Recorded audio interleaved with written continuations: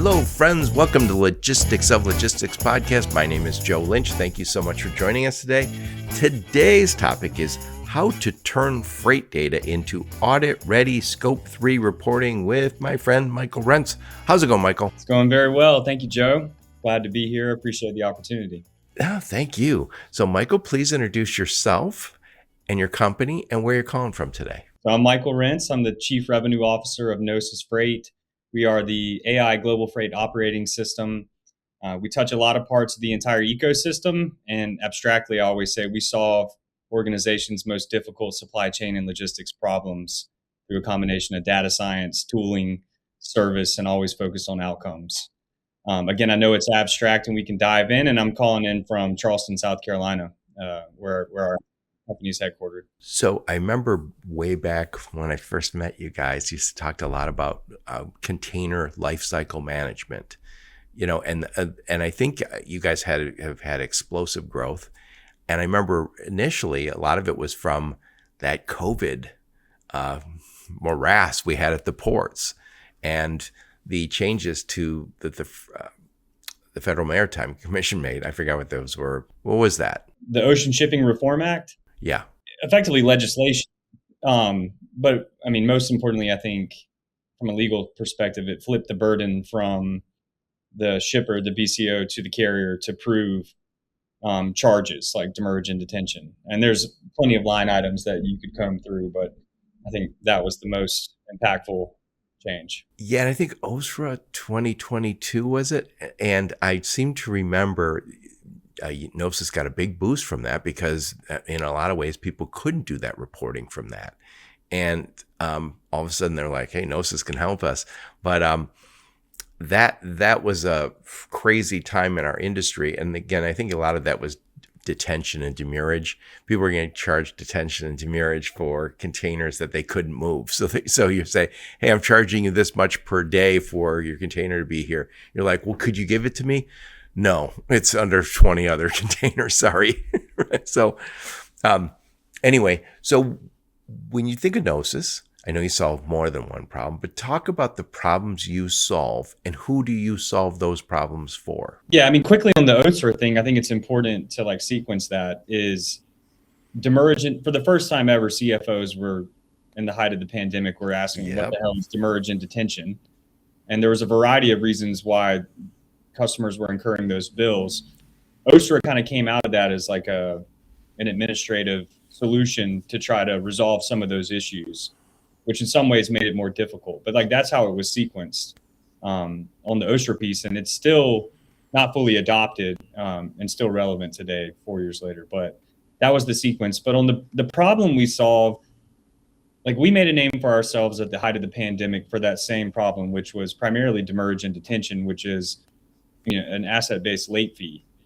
What we found is the folks in charge of fixing that problem, like an inbound logistics manager or analyst at a BCO, was spending 99% of their time looking for the exceptions and 1% of the time managing it.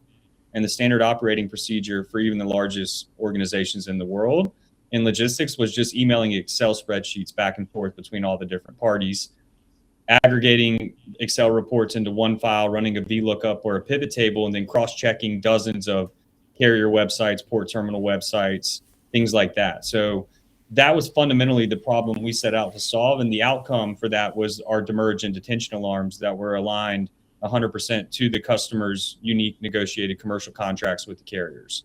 And at the time, that was a gigantic problem, but that was somewhat of our strategic wedge into the operations of inbound logistics for us. And it solved it. So we inverted that problem where now we identify the exceptions. We have direct connections to all those primary sources, the carriers, ports, terminals, rail carriers, AIS satellite, CBP customs. And we pull that information and surface it in real time, identifying the exceptions and kind of give the customer back their most precious resource, which is their employees' time to think critically on behalf of the business. So that was fundamentally the problem we solved. And I would say that's still relevant because that's the same approach we take to any problem wherever it may be, including carbon emissions today, which we'll Yeah, talk about. yeah, will that'll be the main topic today, but I think it's important people understand what Gnosis does. And I seem to remember, I think I talked to Jake, your CTO, and I think he told me that you guys were actually going to Washington to talk to regulators about how to develop this OSRA and how to actually meet the requirements, because sometimes we end up with rules and we want them. Those are the guardrails. But if you don't have a solution to actually get it done, and I think in a lot of ways, somebody said, great, there's this new rules that we're supposed to live with. How? Well, Gnosis was the how. Yeah, and I think the FMC was very clear and very encouraging to us that they can create the rules or the regulations, but they very much prefer a private solution to come from the private side.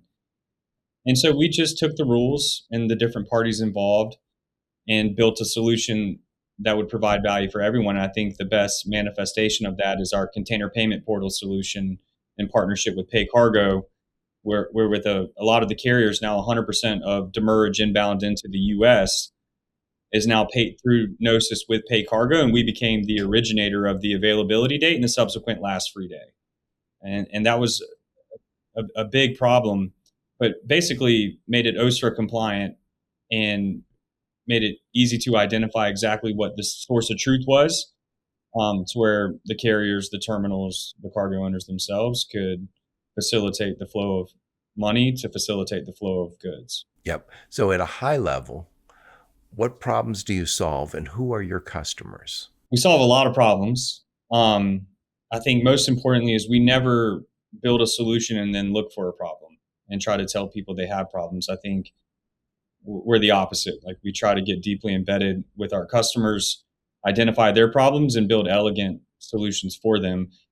At this point, we service everybody in the ecosystem. If you touch a container or goods cross-border or domestically or adjacently, we service them. Our primary customer, our North Star, are the BCOs, where we build a lot of solutions for them. We're just in a market where if you build something of value for the ultimate end user, who is the BCO, you inherently will provide something of value to the service providers in the market who are also in service to the BCO. So we sell primarily to the BCOs, but to the drayage carriers, freight forwarders, NVOs, ocean carriers themselves, technology providers, competitors.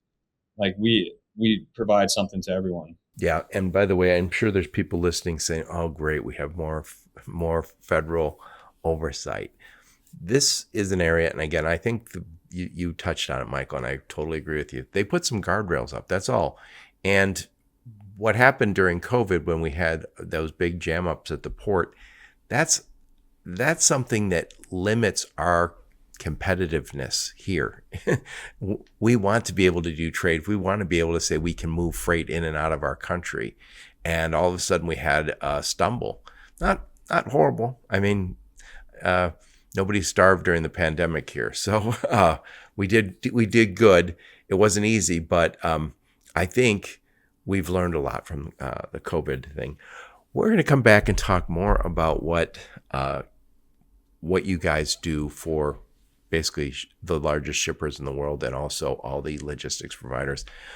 We'll come back to that. So, Michael, tell us a little bit about you. Where'd you grow up? Where'd you go to school? Some career highlights before you joined the mothership Gnosis. And why did you join the mothership Gnosis? I looked at your LinkedIn profile today. You had lots of options. You could have gone a lot of directions, but you chose Gnosis. I grew up outside of Columbia, South Carolina, West Columbia, South Carolina, to be specific. Born and raised there, went to undergraduate at the University of South Carolina, and then came to Charleston for graduate school right after that.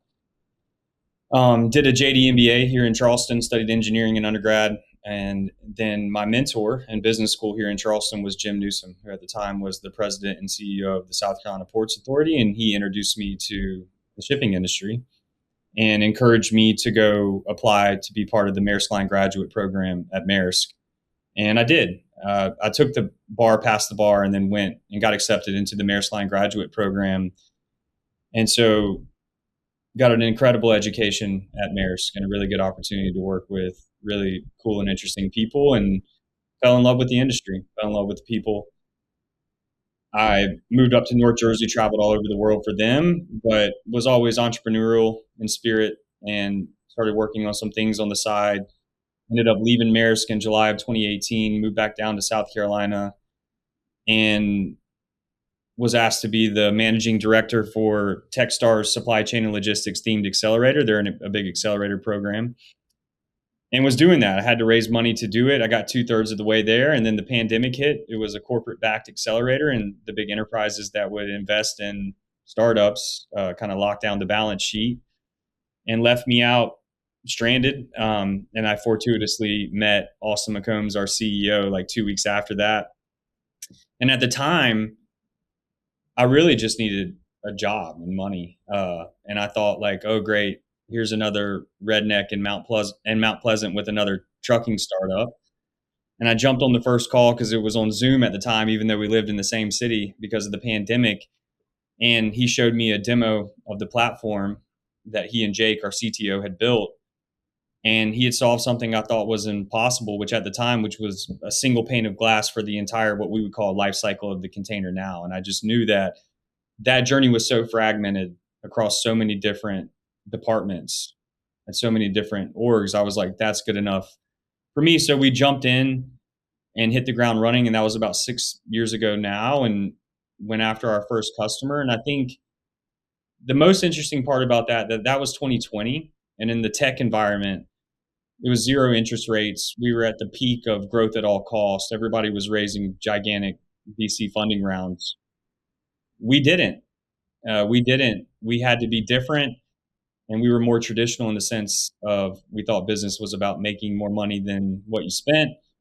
And we just tried to get as close as possible, land a customer, and figure out what's next. And then after the SaaS crash in 2022, everybody somewhat adopted our model, which is now called cash efficient growth, where it's a bit more traditional in the sense. So very prescient and really good foresight for Austin, who's a visionary himself. So that put us in a really good position to keep doing what we've been doing, kind of across two different eras of how software and technology is built and deployed.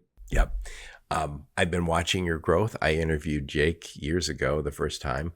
I think I've interviewed guys two times already. And when I look at how many employees you have at now, grown like a weed. But to your point, not one of those take a ton of money and grow a huge team and then eventually implode and let most everybody go. It's been growth, but this is a solution.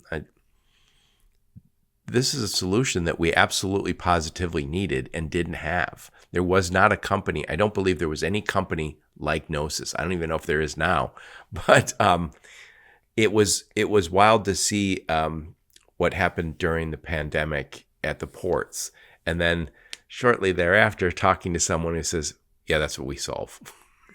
Oh, okay, that's that, and that was a crazy time. I don't think I'm the only one who got these wild calls. I remember one of the largest logistics companies in the world. I won't mention their name. A friend of a friend said, "Hey, this guy really wants to talk to you." I was like, "Well, I'll talk to him." Talked on the phone, and he said, "Hey, Joe, I've been looking at your LinkedIn. I see you've been around. I'm wondering if you could help us out." I was like, I'm thinking, wow, one of the biggest logistics company in the world wants help from little old me. Yeah, sure. What can I do for you? We're looking for like a warehouse to put these mattresses in in LA, Long Beach, or anywhere within 100 miles. I was like, wait, the biggest logistics company calling me and saying, do I know someone who have warehouse space within 100 miles of LA and Long Beach? It was almost like a gag. but that's how desperate the industry got. There was just tens of millions, hundreds of millions of dollars worth of challenges. Where do we put this stuff? How do we get it off the boats? How do we move it to the people who desperately need certain things? Most of the stuff that we needed, we got, obviously, but wow, what a crazy time. So I'm glad you guys popped up, and again, you've grown like a weed. So the need that you guys thought was there definitely is there. Thank you. Yeah, I think the evolution of the business and how we've positioned ourselves is important. And we set out in 2020, we didn't want to be just visibility. Our assumption was people don't want to see data, they want to use data. And if you're looking at data, something probably went wrong. And the current visibility providers were really just executive level BI tools that were backwards looking. And so we set out to be more operational grade for the folks in the weeds that were having to work 12-hour days, 7 days a week. And that's why my LinkedIn says we give logistics folks their lives back, because that's truly what we did in the pandemic. I had people cry on calls after they got access to our software for doing that. And we continue to do that. So we wanted to create a category. We knew that would be more difficult, but that's where we came up with container lifecycle management, which is just paying attention to how people do their jobs and what we were building. And I would say, container lifecycle management was a combination of visibility, but plus, and more importantly, execution, where where anything an inbound logistics manager would do in their day to day, they could do from within our platform. That eventually evolved into our operating system. And you could think of our product roadmap as two vectors and where they intersect, which is everything that an inbound logistics manager would do in their day to day, and anybody that tries to buy our data, because we're fundamentally a data science company. That's a huge differentiator for us. And that's what's expanded everything from tracking the container, tying into the inventory, helping those customers manage their external partners and owning that data on their behalf, and then helping them manage internal partners with things like our FinOps suite, invoice auditing, carbon emissions tracking, things like that. Just paying attention to where those folks go in their day to day. Yep. And Michael, I want to reinforce something you said because I think it's so important. You said we don't want to just give just visibility. So we definitely had fragmented visibility in the past before we got tools like Gnosis.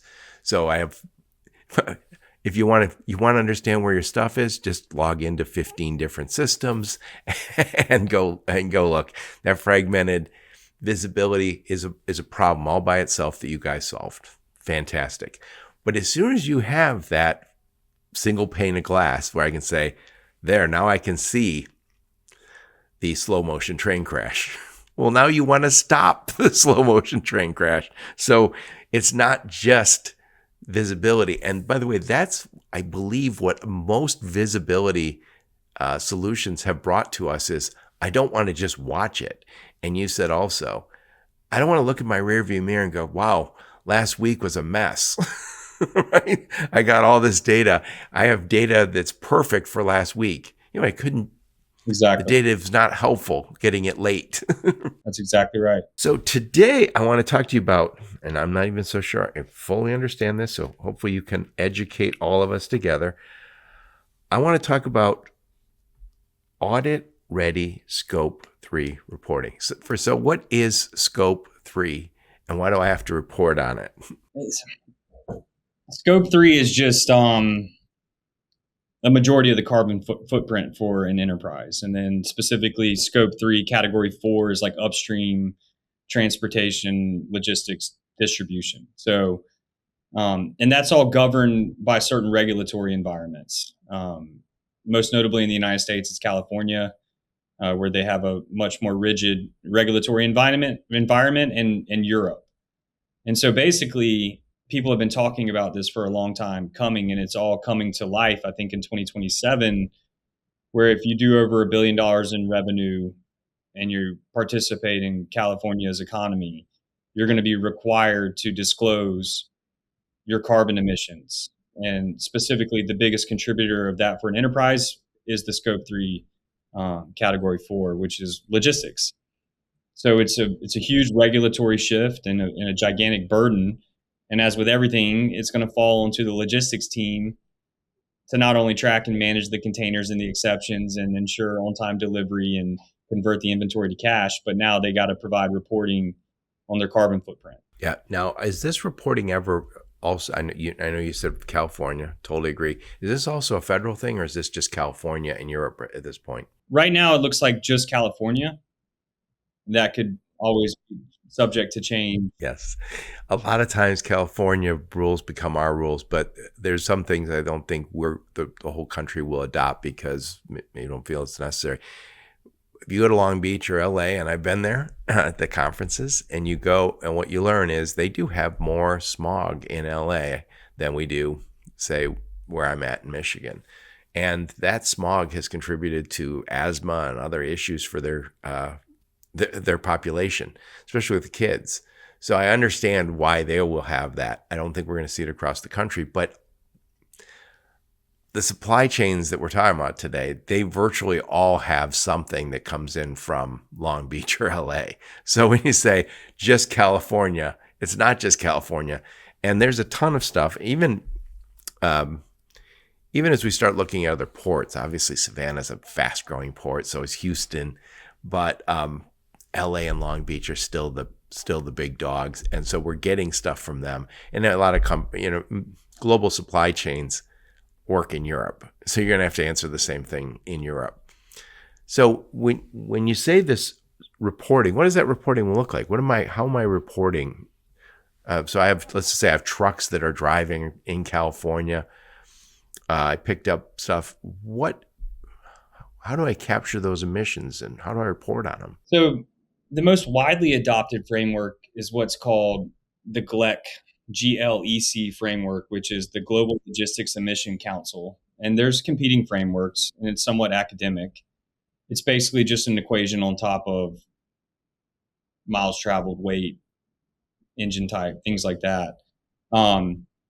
Most people just estimate it. They really don't have the granular data, and they leave some parts of it out. Like it's probably easier to estimate the ocean haulage, but once you get into the intermodal piece and drayage and rail, it becomes much more difficult to gather that information. And it's fundamentally the same problem as tracking a container. And so once we understood this, we just applied the GLEC framework on top of our underlying data, and it made it extremely easy for us to give very, very granular reporting, a disclosure of the transit and the carbon emissions. It is what it says it is. So that is Global Logistics. What's the E stand for? Emissions Council. Okay. So if you're talking about, as I mentioned, containers, a lot of them are going through Los Angeles or Long Beach ports. If you're getting a lot of containers, at least some of them are probably going through there for the biggest supply chains, because a lot that's the stuff that's coming from Asia. So virtually everybody who is getting stuff from there wants to be part of this GLEC, which is the Global Logistics Emissions Council. Who is on that council, and where is that? Is that a private public organization? I honestly don't really know. That's why I said it's rather academic. It's not like in stone. Like there's competing frameworks, but that seems to be the most widely adopted framework that everybody's anchoring to. And you can Google it, white paper in the academic, but you're right. LA Long Beach is 40% of all inbound goods into the US go through that gateway. So it's and I say this all the time is that I'm an automotive guy originally. I spent a lot of time on engineering product development, and we used to always say, kind of early on in any process or product development, there's directionally correct, which is, this isn't a mature process yet. This isn't a mature product yet. Let's get directionally correct, and we'll learn more and we'll adjust. So anyway, I say this all the time. I don't care what the federal government says. I don't care what the state governments say. Most people who are selling to the largest brands in the world want to have some sort of emissions, some sort of environmental impact part of their sales pitch. And you can't just put a slide and say, hey, we value the government here. It's just on our mission statement. You have to be able to show year-over-year improvement. And I think this GLEC, along with our friends over at Gnosis, gives you the ability to start down that path and saying, hey, over the last 5 years, here's what our numbers say. Totally. And it's very easy. And again, I think on behalf of our customers, who are those inbound logistics managers and international logistics teams, and very protective of them and their time. And they would be the ones responsible for trying to compile this information, which would take away from what they signed up to do in the first place in their job. And it's very, very easy, because even standalone third-party carbon emissions tracking companies, which there are, who have the GLEC framework, need to buy the data from us in order to provide the Right. they claim to sell, which is, you know, a lot of what Gnosis does in the first place is like everything requires the underlying data. We have it natively. And so it was very easy to just make it the flip of a switch for a customer that needs to track this. And it would be better than anything that's out there, because there's nothing more granular than what we have. Yeah. So walk me through this. Let's just for the sake of argument, let's just say I have a whole bunch of containers originating somewhere in Europe, which is obviously in the jurisdiction of the GLEC. And so I'm getting a whole bunch of shipping containers from Europe, and that they go on I'm assuming somebody takes them via drayage to a port. They get on a ship. It goes across the ocean. I pick them up in Long Beach or LA, which are again under the GLEC banner. And then I haul those somewhere to a warehouse, let's just say in the Inland Empire, still in California. Walk me through that emissions footprint and how you measure it. Yeah. So, I mean, just to level set, like GLEC is like a standalone academic framework. What's governing what needs to be reported, how granularly, is typically by jurisdiction. So in California, you have the SB 253 Scope 3 legislation. In Europe, they have their own, and it's probably a bit more daunting in Europe because, from my understanding, you have to update your technology. So certain carriers, like ocean carriers, won't be able to use some of the older vessels and call ports in Europe because of the regulatory environment that's being implemented for carbon emissions. So like it can be ratcheted up a lot, which is going to dramatically change like the macroeconomic environment of our industry. For the specific example you laid out, you have to track each leg of the journey for the Scope 3 Category 4, which is upstream transportation and distribution. So the dray move, you would have to have a figure for that on the carbon emissions. The port-to-port ocean haulage, you have to have that. If it makes an intermodal rail move, you would have to have that. And then the drayage on the back end. So anything that falls into that category, you're responsible to disclose that.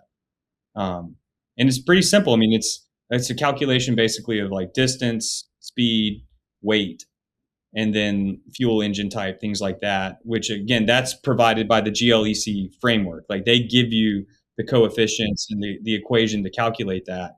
What people don't have is like the actual transit time, the actual speed, the weight, where it went. They don't have that single pane of glass either. I mean, Yeah, they're seeing, oh, I got the drayage move over here in Europe, and I've got, I don't know what's going on the on the ocean, and I don't know what's going on in the U.S. Or they're the other way around, which is I give the U.S. perspective, which I can see my own trucks. You guys are still that single pane of glass. Like, I don't think there's penalties yet, but if you don't think they're going to turn it into a mechanism to generate revenue, like you're probably not paying attention. So like the more granular you can be, and if you're relying just on an assumption for something as critical as that, when there's an easy solution, but also different carriers or service providers use a minimal carbon footprint to charge a premium. And it's like, okay, like transit time and service aren't just the only factors we compete on. It's like we have this lane that has a smaller carbon footprint. The cargo owners have no way of proving if that's true or not. But with this, they do have the ability to prove like what you sold and what I bargained for wasn't as true as you said, and just gives them more leverage to own this part of like, which is like an emerging part of the economy, which is carbon emissions tracking in the regulatory environment. And it's going to be different everywhere. Yep. And I say this all the time on my podcast. The biggest brands know that their consumers want cleaner and greener supply chains. So they're not going to always resist. So generally speaking, companies don't want more regulation. They don't want more reporting, but they are interested in what their customers want. And what their customers are saying is, we will pay extra for companies and brands that pay attention to the environment. We've seen that. It started really in the last decade or two, but it's wealthy people for sure are always paying, and younger people. And so it's just a matter of time before it's the entire population. And so every once in a while, someone will say, well, yeah, with the new administration, we don't care about the environment. Forget Washington. Forget Washington for a minute. The biggest brands all have a sustainability goal. And so I don't think they're all going to resist Scope 3, even if it's not forced upon them. Like, they're going to still say, okay, if we can comply and show improvement, let's do that. And I think there's a lot of companies also say, how am I supposed to know what the drayage was in Europe? I'm in Idaho, right? I'm in Iowa. Well, how do I know what that? So I need someone like Gnosis who says, yeah, we have a platform that allows you to get that information. And I think the tougher pill to swallow for an enterprise would be, do I actually need a new software vendor that only does carbon emissions? When there's a lot of the commentary that we see in talking to these large enterprises is they've moved away from point solutions. And a lot of the questions I have to answer is, in one way or another, like, is what you do today going to be relevant in a year or 2 or 3 or 5 years from now? Like, in the way that technology changed and people sold point solutions. So like, that's really the validation metric, is like, how can I ensure that like what you work on is going to be relevant for me 5 years from now? Is like probably the most common time series that like a leadership team at an enterprise would evaluate something. And we have a whole story of that, where it's like, we can be a point solution we're modular, but like we have a long-term vision, and abstractly, a lot of it is like getting that inbound logistics team off their back foot into a more offensive posture to think more critically on behalf of the business, get them out of Excel spreadsheets, thinking critically. And then it becomes like a growth engine, not a cost engine for an enterprise. And I would say like carbon emissions is if you're already buried in that same environment, the carbon emissions tracking is only going to compound that. And it's not necessary. It's not necessary, and it's going to take away from what you're paying these folks to do, which is move and manage the containers and the inventory in transit and facilitate the conversion of that to cash, which is the lifeblood of the business. So, right.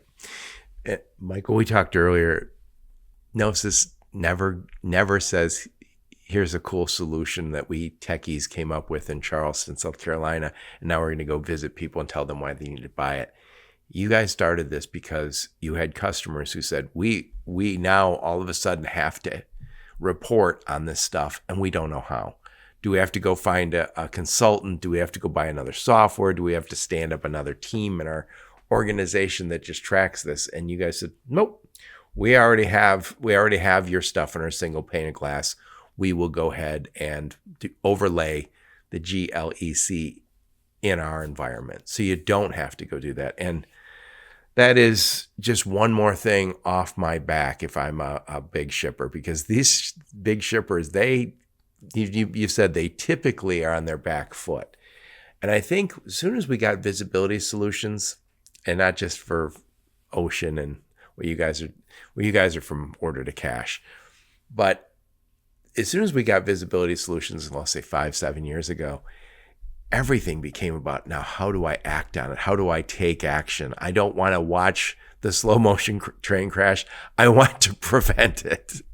And that's what we all want. And I think everybody, regardless of what Washington's up to, we are going to get more and more pressure to reduce, especially trucking emissions. I think we're pushing our whole industry to get cleaner and greener. If we don't do it, the feds will. That's just how it is. And they even places like California that just say, I was at Long Beach, and they just talked about the smog there. It's a huge issue. And you know what? We typically use older vehicles for drayage, which makes it even worse because you got idling old vehicles in their neighborhood. And maybe if it was in your neighborhood and you had that smog, you'd think more about it. That's right. Yeah, I mean, there's a more insidious, like, competitive analysis to it too, which is like the top 10 carrier, service provider, whoever can afford the capex necessary to upfit their assets Absolutely. to meet the regulatory environment. And they know that a lot of the other players can't afford that, which will force either consolidation or for them to use their assets to facilitate the same thing they've been doing. Michael, you're dead on. And you know, this happens in every industry. I'm all for capitalism, but what tends to happen is we have lobbyists, and lobbyists go, I think in the best case scenario, hey, we want to be in Washington to let them know what our concerns are. I'm all for it. IANA does that for us when it comes to all the cargo theft and all the other issues we're dealing with. We have TIA, Transportation Intermediaries Association. We're all for them. Those are our lobbyists. Just tell Washington not to burden us. Unfortunately, other companies, big companies sometimes, have lobbyists who say, I don't mind competing against these guys, but A, B, and C, they're my size. I can't kill them off. But the guys at the bottom, we can kill them off with Fed regs. And we saw it with banking. You burden a small community bank with the regulation that JP Morgan has to meet, and it kills them. That's right. And it's unfortunate, but we have that happen over and over again, which is where you tend to see industries get, like we're seeing consolidation in a lot of logistics companies. And I think it's the tech stack got very expensive, cargo theft and cybersecurity became a cost, and liability became an issue with the Montgomery ruling on the over the road. And suddenly there is consolidation on hyperspeed. So I wrote down a point here, ESG. It's still, we hear the term, but people don't know what to do with it. They know that it's either gonna help them or hurt them. So forget doing the right thing for the planet. You want to do the right thing for getting more business. You're a CRO, Michael. I'm sure you would love to say, and you probably already do say, Gnosis is good for the environment or good for the people who live on this environment. Talk about the importance of ESG and how you need to report on it, regardless of GLEC. Yeah, I mean, for ESG, it means a lot of things. Like the E is environmental, the S is social, the G is governance. So it touches like pretty much any and everything, as any good 3-letter acronym needs, has to do. For me, like I think about the logistics teams, and like that might be the wrong thing to say, but like my heart is in it for them, and I don't think they should be burdened with doing things they didn't sign up to do in their job.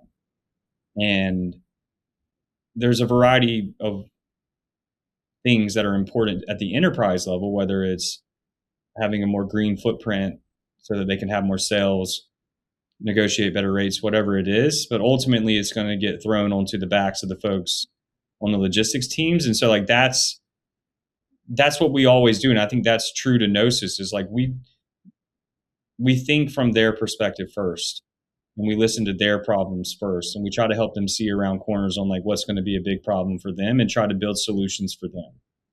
So the environmental impact obviously is important, and it makes it easier to do it. But I would say we'd be lying to you if we said we weren't thinking about the folks that are going to be burdened with providing this reporting first. Yep.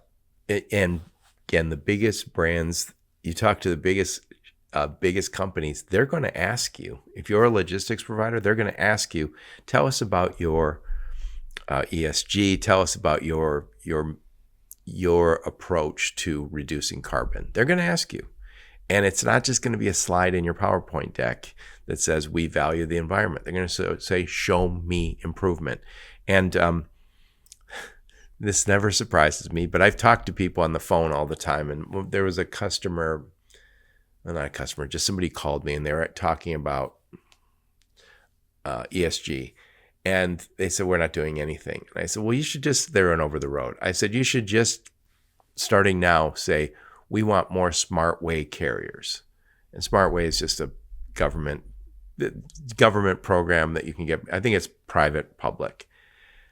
And I said, what percentage of your carriers are part of SmartWay? And they go, I don't know. I go, well, figure that out. If it's 50%, say, what does it take to get 100% by the end of the year?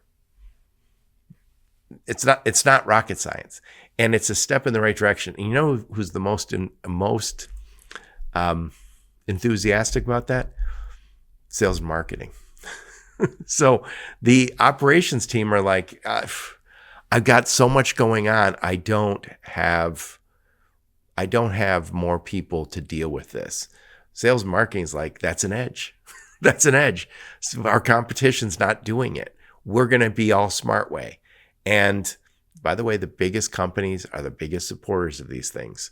So SmartWay is not just one way, but again, the environmental piece you have to get right, and you have to be able to measure it so you can say we're improving it. If you can't measure, if you can't say today this is our carbon footprint, how do you say it's got better? How are you going to make it better if you don't know what it is today? Yeah, I mean, again, like, you could make the argument that we've been doing this since the beginning. Like, we're all about making the supply chain as cost effective and as efficient as possible, limiting dry runs, fully optimized end to end, which is inherently going to reduce whatever it is you're trying to measure. And I think the best solutions come from those that are closest to the problem. And with all due respect to government and regulators, I don't think they're anywhere near the actual problem. And so I'm not a fan of like overly burdensome regulation. I think that is overly burdensome. None of us are. Yeah. So, and Michael, I say this on my podcast all the time. People get sick of hearing. When I was managing a logistics company, I really liked KPIs. And I always say only the smartest, best metrics grow up to be KPIs. I don't want to look at 38 lines of my metrics. I want to see 4 or 5 that tell me everything. And so most companies say on-time performance. Of course, we have to measure that. Next, there's going to be some sort of cost, right? Whatever that cost is. Damage, that matters too. So we measure that. Myself, I hate incorrect or inaccurate bills. So I always measure bills, which you guys help us with that too. And I would say if I was managing a logistics company today, I would add one more. I would add some environmental. And the challenge is, how do you get that information? It's not easy. And I think the GLEC gives us a framework, but they don't give us the tools to do it. Gnosis does. 100%. Among other things, it's right. Well, this is a little bit the challenge. I always say the same thing. I mentioned directionally correct initially. If I was a company and I was just doing over the road right now, I'd say, I don't know how to get there right now, but we're going to add that column, and I'm going to say, can we understand the truck type that we're using, and then use weight and come up with an estimate, even if it's 60% or 80%, and then next year I want you to have that be 90%, right? Before we run out of time, Michael, I want to talk about a few other things. So, where you guys started was this. You touched about point systems. In the beginning, this is my own background, I guess. Supply chains are all about flow. And then they come to the logistics piece and we're like, hey, we got a whole bunch of silos for you. There's the over-the-road guys who don't know what's going on the ocean. The ocean guys don't know what's going on in the warehouse. We gave them a whole bunch of silos, or as you called them, point systems. And when you're trying to figure out, how long does it take to move something from my factory in Rotterdam to my distribution center in Illinois, I don't want to look in 16 systems. So I want one system, and I want it to give me accurate information from all my other systems. That's where you guys started. And that's taking that all that data out of those black holes, out of those point systems, and giving me something that is from order to cash and consistently there. So I know that's not the only thing you guys talk about. A little more about what you guys do beyond the environmental. Right. I mean, it was a journey. I think, we had to start where folks were most in the weeds, which at the time of the pandemic, like we talked about, was, moving containers in and out of high density spots and avoiding asset-based late fees like demurrage and detention. Once we solve that, they get their time back. You can start to think a bit more offensively about, what else are you doing? And you work your way up the organization to effectively like the strategic level of like, whoa, I didn't realize this was possible. I can manage multiple different supply chain strategies simultaneously with the same team. And in a macroeconomic environment like today, where if you're a discount goods retailer, a lot of the growth that you may need to pivot to is probably coming from the luxe side or the accessories market. And that's a different supply chain strategy in general. So enabling folks to think creatively on behalf of the business, turn logistics from a call center into a growth center, I would say is the North Star. And then we looked at where all the risks was sitting. And I always say, it's like, when's the last time you heard of a domestic trucking dispute shutting down the world's economy or having a material impact on global GDP? You just never hear that. It's always something a bit more prosaic, like congestion at a port or a labor dispute at a port or something like that, which really throws off everybody's planning. So we felt like there were 6 or 7 different verticals that were being stitched together between different partners or technology carriers, service providers in the international space, and it just wasn't efficient. So we set out to unify that primarily, and that was container lifecycle management. But then when you solve those problems, you get access to new problems and have moved further upstream and more into domestic or like truly an end-to-end solution that is operational grade, which I think is like a key distinction for us, where it's that if you talk about the data, there's a very high bar for data to be considered operational grade in any enterprise, in any part of the business. If data is 80% complete or accurate, it's 0% because the folks that are going to be relying upon that information just aren't going to use it. They're going to go back to their old standard operating procedure of cross-checking websites and running their own reports. So it was a very, very high bar that I think we were very influential in changing that. And that's what we maintain. Yeah. And I know as soon as you guys, another problem you guys got alerted to was the financial discrepancies and the overpayments, which I think is a little bit tied to OSRA 2022, but not just that. So payments is a huge issue because I don't know what the right amount to pay. And ocean freight billing is ridiculously complex compared to over the road. I mean, I have a friend who owns a freight forwarding company, and he said he also does a lot of domestic. And he said, Joe, you have to compete very hard in the over the road.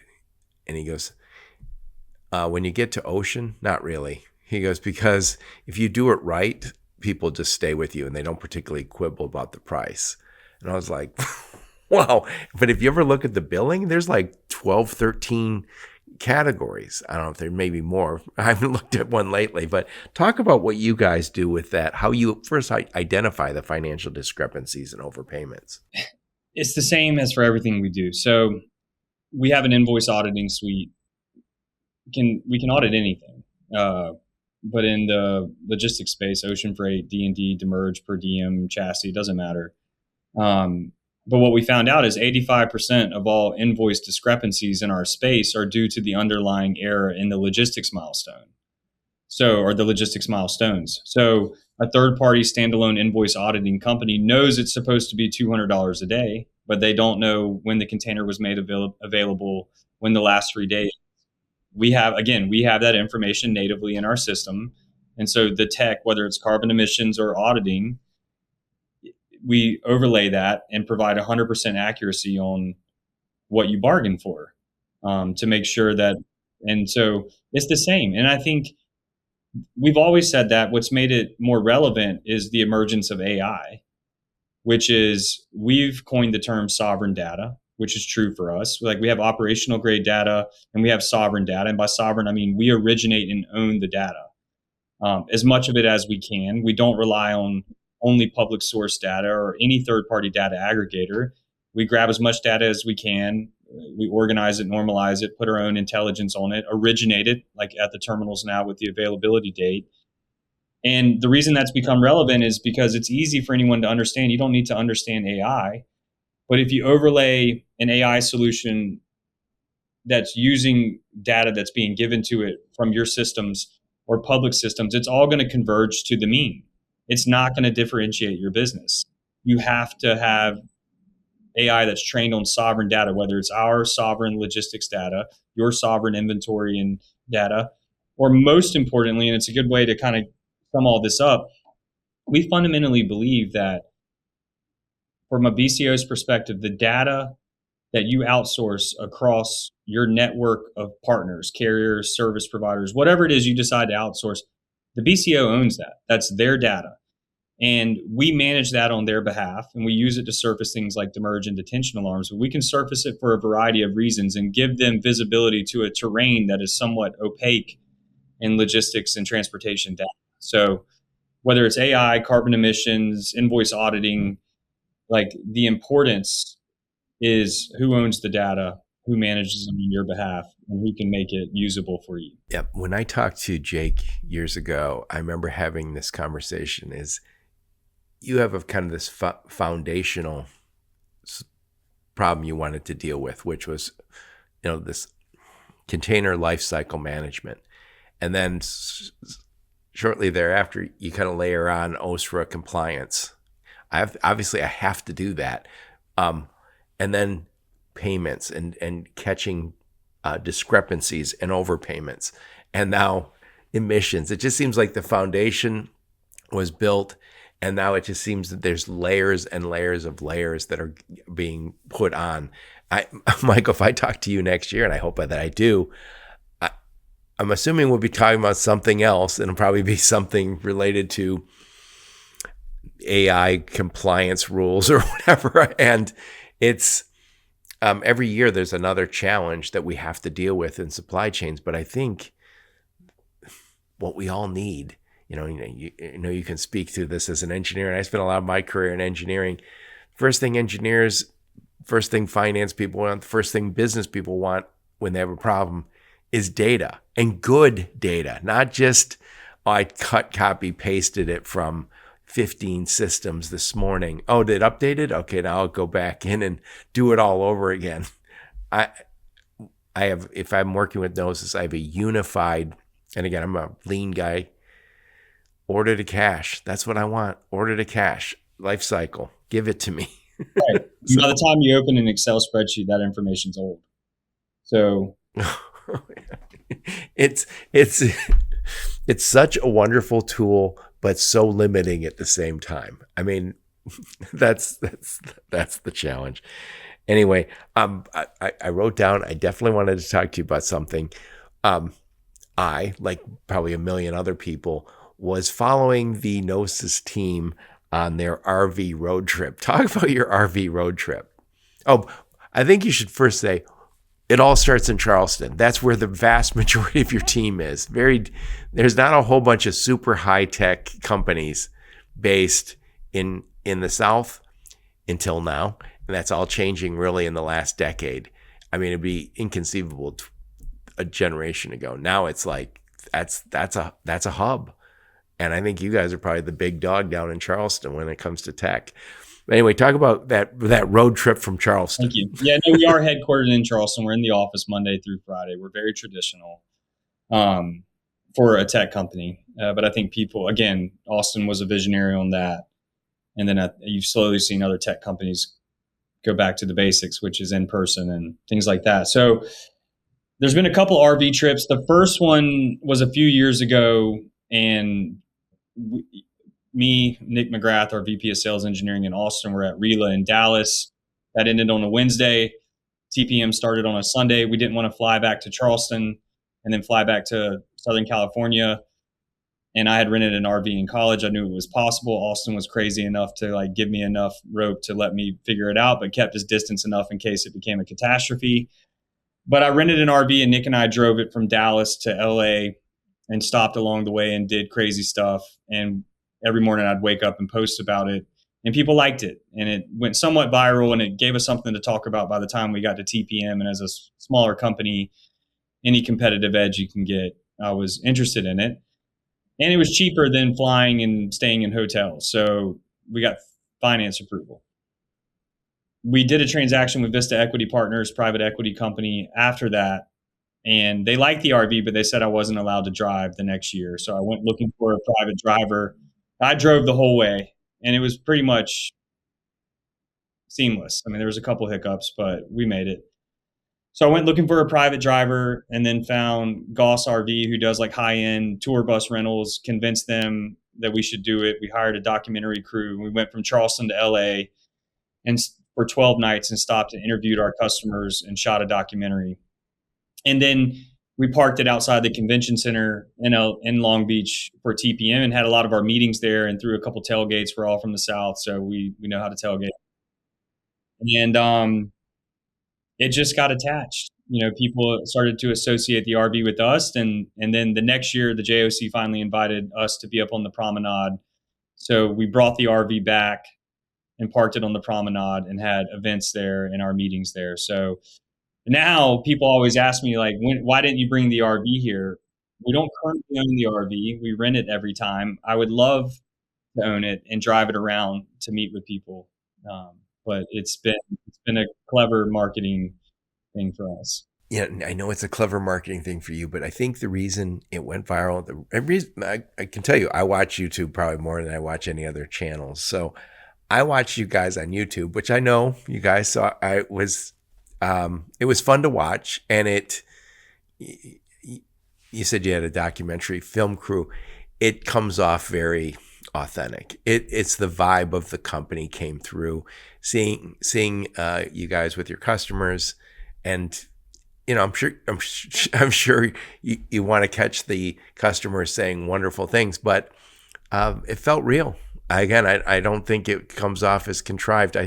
I know sometimes you see big companies try and put on the costume of a small company. We're just a whole bunch of small business people trying to do the right thing. And sometimes that comes off creepy. No, you guys did a great job. And that it wouldn't go viral if it came off as too corporate or contrived. So nicely done. Nicely done. And again, I think that's the culture that you guys have built down in Charleston. And I know how resistant you guys have always been. I know you'll eventually grow across the world as you open other offices across the country, across the world.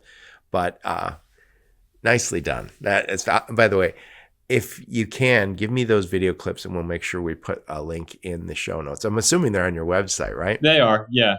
We can get them to you though. But thank you. That's the most important compliment. Very wonderful compliment. And shout out to Mia and Eric from Meerkat Media. They were the ones that did the documentary, and they did a magnificent job of conveying our culture. So they were all. It's also I've worked in logistics for a while, and very seldom do you see your customers. You can work with somebody, and you guys are in Charleston. They might be in Portland, Oregon, and you say, "Yeah, we talked to them on the phone, but we never get up there. We don't get, if you get up there once a year, it's just not the nature of our business." You see people at conferences, but it's really nice to see where you guys are saying, "Hey, we're making a road trip," and it's not cheap. Those RVs aren't cheap. So to make that trip, I hope it was worth your while. It almost killed us, but 12 days in an RV across the country.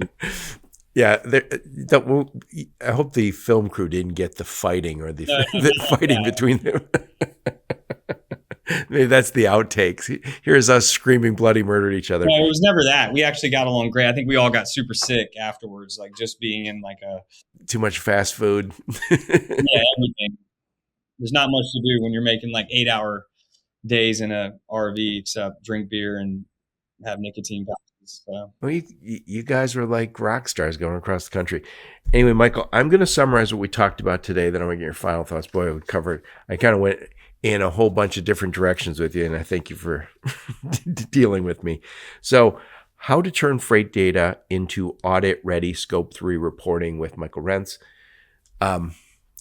Regardless of what business you're in, if you have shipping containers, you are going to have to report on Scope 3 emissions. And there is a framework, and we talked a little bit about it, which is the Global Logistics Emissions Council, which is GLEC.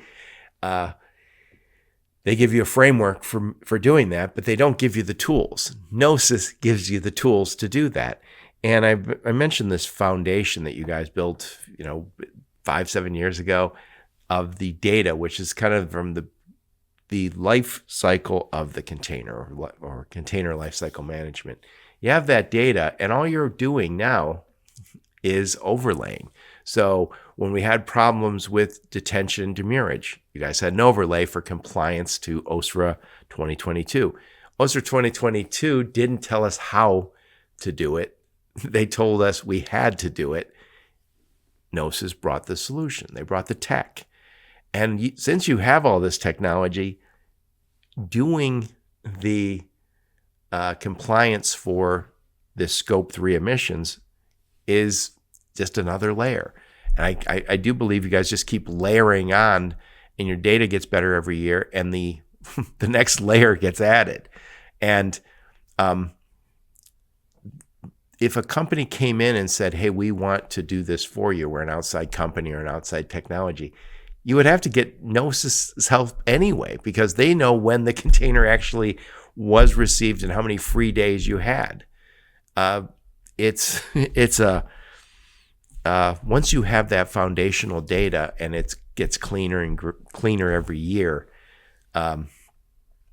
you have everything. You can just start layering, and it's amazing.